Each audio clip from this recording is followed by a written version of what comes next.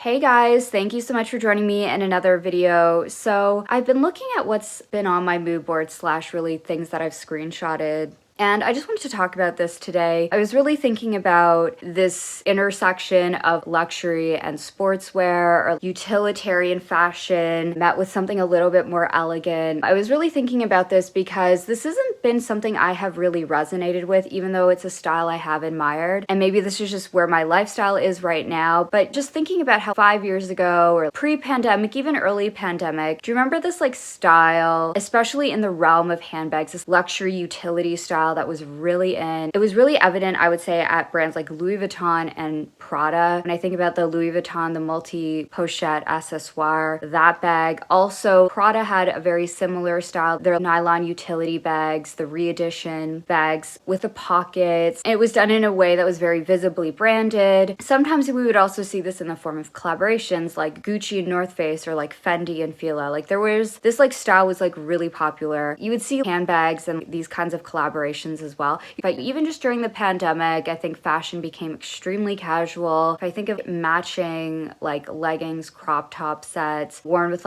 puffer coats, or just even lounge sets in general became really popular. Biker shorts, often worn with crossbody luxury bags. You know the style, right? And again, this is a style that has existed for a very long time. If we go back further, I think one of the best iterations of this is Princess Diana, when she would go for that sporty look, biker shorts, and she'll wear a sweater with a Gucci bag. That kind of style done in this very 80s or early 90s kind of way. I also think of New Balance ads from the 90s. The one that sticks out to me is the ad with the shoe where it's worn by dads in Ohio and supermodels in London. That kind of crossover. Of course, I think of model off-duty style from that period, more relaxed clothing with an Hermes bag, right? So yeah, this fusion of something very sporty met with luxury fashion and kind of the mixture of two has been a style that has existed for a very long time. It's a style that I've always thought looked cool, but now that I just am living a little bit more of an active lifestyle, I need to participate with my kid in some capacity. I'm looking at fashion more so in this direction, and I just thought we'd talk about it today. The fashion, the bags, and then I'll talk about some of my favorite brands at the end. This luxury meets sportswear, or this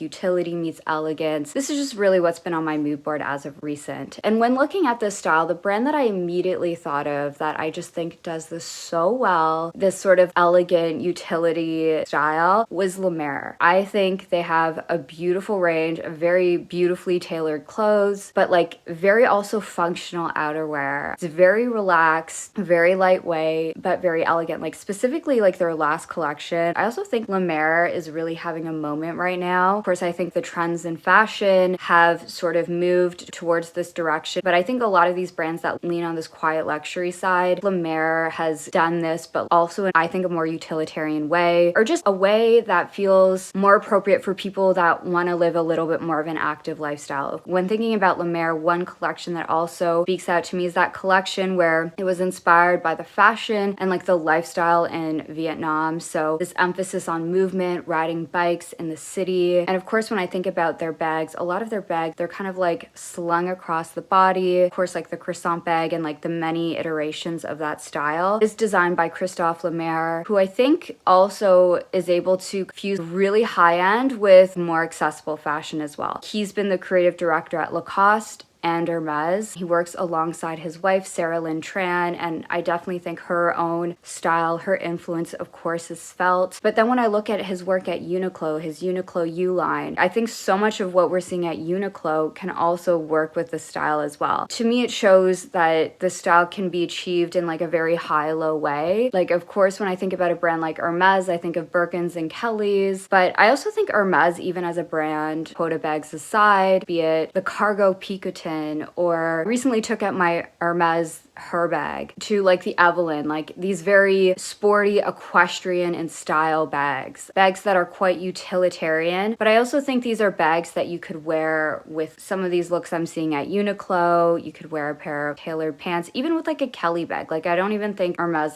Birkins and Kellys need to be totally formal. I actually think when they're probably worn like this, they look amazing. When I see them worn in this more kind of sporty, relaxed, but still put together kind of way, I think it can work. The next brand brand that I've also been thinking about quite heavily that does this so well in more of a preppy Americana kind of way is Ralph Lauren. Specifically, I would say like Polo Ralph Lauren. When I think of La Mer, I think of more of a Parisian on the go kind of style. But, you know, with Ralph Lauren, I think of more preppy Americana. When it comes to handbags, the bag that I think expresses this the most is probably the Polo ID bag. This kind of, again, hobo style shoulder bag. Much different. Again, these types of bags I feel are a lot different from the bags that we saw like 5 years ago, like the multi-pocket utility bags, or even like bum bags. Even like backpacks were really popular like 5 years ago. Whereas these bags, they have more of a casual, like relaxed look, less structured. I also think with Polo Ralph Lauren, their polo shirts, their striped shirts, their ball caps are some of my personal faves. But this is more specific to, I think, like a sporty, preppy look. I am very curious to see with Michael Ryder, who's been the Polo Ralph Lauren creative director, what he's going to do at Celine. I feel like Celine has been like trying to move into this direction, this like very Parisian preppy kind of style. I could definitely see Michael Ryder bringing some like preppy meets like old Celine-isms to Celine. So it'll be interesting to see what happens at Celine in July. Another brand, or like more specific product type that I think embodies this is the Burberry trench. Again, it's very utilitarian, sporty, but it also has an elegance to it. I think it can be dressed up, but it can be dressed down. It's not too formal, but it's not too casual. Of course, you can go to New Burberry and find a beautiful trench coat. Very expensive, but I think you can find something vintage, maybe go up a size or two depending on the era. Fits of Burberry have changed throughout the years, but I definitely think the Burberry trench, or just trench coats in general, it doesn't necessarily have to be Burberry, but this sort of like fits this style. And I couldn't make this video without talking about Prada, and I would also say Miu Miu. The popularity of Miu Miu, specifically with those like polo shirts, even just this Miu Miu jacket, this like sporty jacket I'm seeing quite heavily. Also very popular. Of course, I think about Prada and Nylon. Their bags I think are still like super popular. I would say, just as somebody that's been looking at nylon backpacks, you can definitely find a lot of great pre-love, great options on the pre-love market. But even just these like Prada like bowling bags, something about this, I feel you could score vintage that leans into that style as well. But so many brands have done nylon. I think of course like Longchamp bags as well lean into this style. I was recently looking at this Kate Spade backpack from the 90s that Carolyn Bessette Kennedy wore. I've yet to find one in a good condition, but just think nylon, be it Prada or Longchamp or like Kate Spade. I think this is a great material. Now to the last two brands. Of course, I have to talk about them here, but I wanted to obviously talk about the Row, and collection from the Row that I think when I saw it just wasn't speaking to me, even though I thought it was incredible, but it just didn't speak to my personal style, but now it totally is the Row Summer 2024 collection. It was, I think, such a turn to this more sporty,